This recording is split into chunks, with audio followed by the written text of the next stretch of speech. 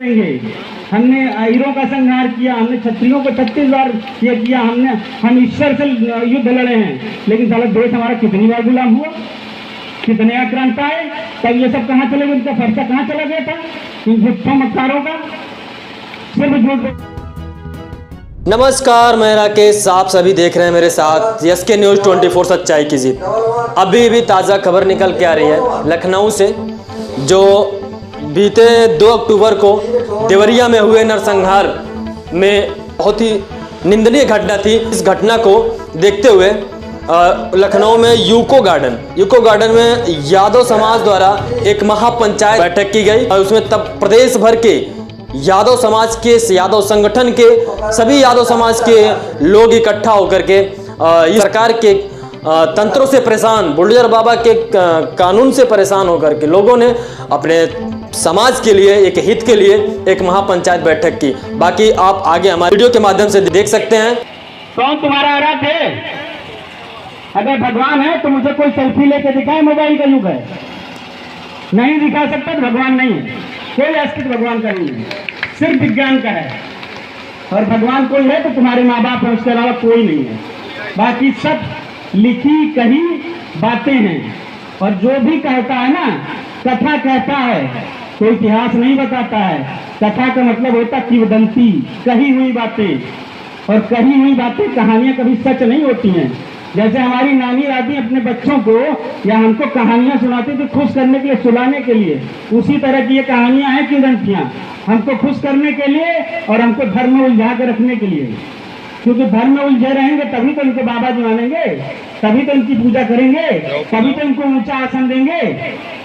लेकिन नहीं, अभी एक भाई कह रहा था ना, ऊपर जाओ, कि बच्चे तुम पैदा करो, नामकरण वो करेंगे, गाड़ी तुम खरीदो, उस पर तिलक वो लगाएंगे, घर तुम बनवाओ, गृह प्रवेश ये करेंगे। क्यों नहीं कर सकते हो? घर खरीद सकते हो, गाड़ी खरीद सकते हो, तो उस पर तिलक भी लगा लो। अगर इतनी ही इच्छा हो रही तिलक लगाने से, और तिलक लगा के बिना टायर की गाड़ी चला के दिखाओ तो जानो।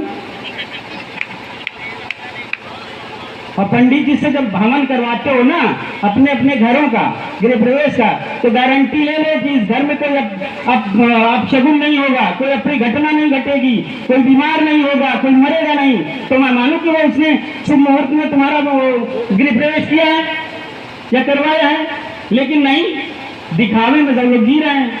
फलाने अगर नवरात्रि करवा रहे हैं तो बड़े गायक को बुला रहे हैं, बड़े कथावाचक को बुला रहे हैं, तो मैं उनसे ज्यादा बड़े वाले को बुलाऊंगा। लेकिन अपने घर के बगल में कोई बच्चा अगर है ना, जिसकी फीस नहीं जमा हो रही है, उसकी फीस जमा करने में नानी लड़ जाती है लोगों की।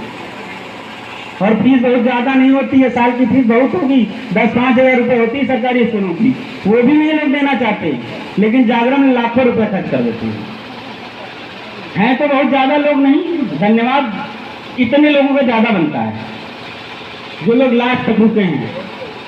मैं भी 2 दिन से नहीं सोया, सुबह 5 बजे गया हूँ यहाँ से, और उसके बाद 9 बजे फिर से वापस आ गई हूँ।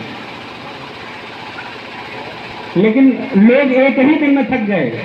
लोग नंगे पैर उस भगवान के पास चले जाते हैं जिसको इन्होंने देखा नहीं। वहां तक कहते हैं कि हम स्वर्ग की प्राप्ति और सुख की प्राप्ति के लिए जा रहे हैं।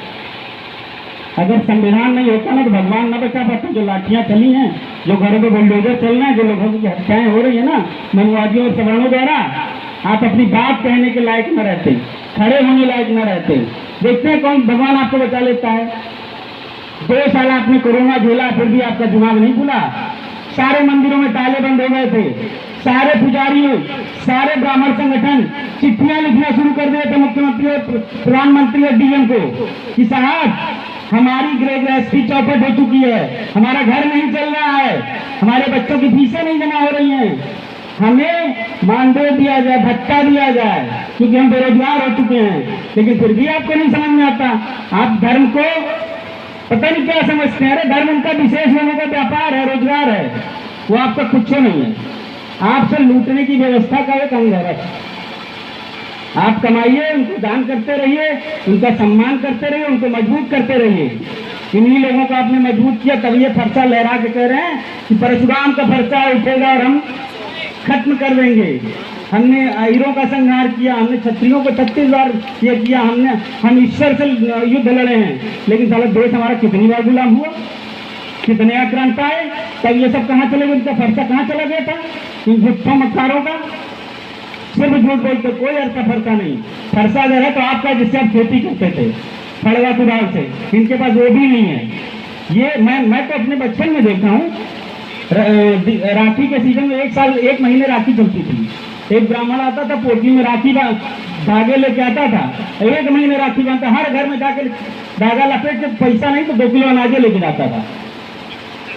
आज भी कुछ गांव में ये कुप्रथा बनी हुई है कि लोग अनाज खुद पैदा करते हैं, फसल काटते हैं, दमाई करते हैं, घर में लाने से पहले पंडित जी का हिस्सा निकाला जाता है। भैया तुम क्या हो, तुमने कौन सी मंत्र मार दिया कि हमारी उपज बढ़ गई, कि उसमें पानी नहीं लगाना पड़ा, उसमें खाद नहीं डालनी पड़ी, बीज नहीं डालना पड़ा, हल जुताई नहीं करनी पड़ी, किस बात का इसको देते हो?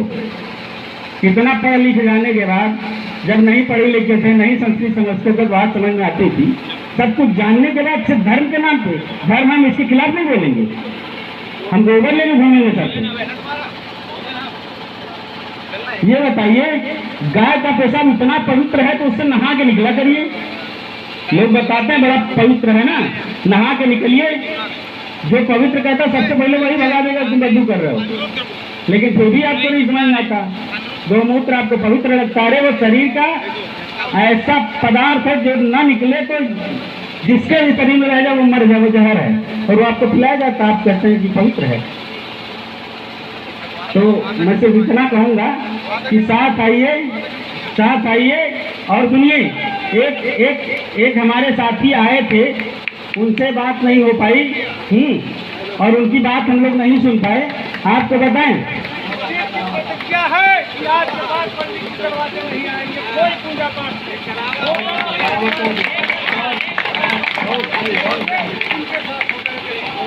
तो फिर मान के चला जाए कि हम ललई के सिपाही हो गए हैं। हो गए हैं।